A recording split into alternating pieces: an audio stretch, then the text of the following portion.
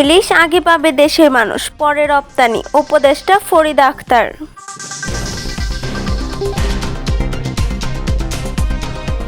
দেশের মানুষের চাহিদা মিটিয়ে তারপর ইলিশ মাছ বিদেশে রপ্তানি করা হবে বলে জানিয়ে দিয়েছেন মৎস্য ও প্রাণী সম্পদ উপদেষ্টা ফরিদা আক্তার।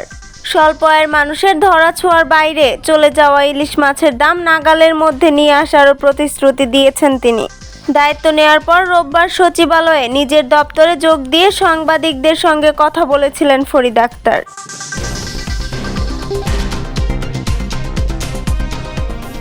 ইলিশ রপ্তানি বন্ধ করা হবে কিনা প্রশ্ন করলে তিনি বলেন, দেশের মানুষ যাতে ইলিশ মাছ পায় এবং দাম কমে সেই উদ্যোগ নেওয়া হবে।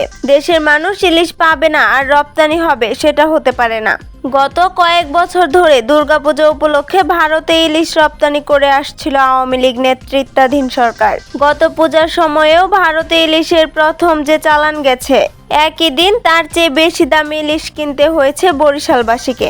এছাড়া পহেলা বৈশাখ আসার আগ দিয়েও এই মাছের দাম চলে যায় সাধারণ ক্রেতার নাগালের বাইরে। চলতি বছরে অবশ্য বৈশাখ পাড়ি দেওয়ার পর এই মাছের দাম কমেনি।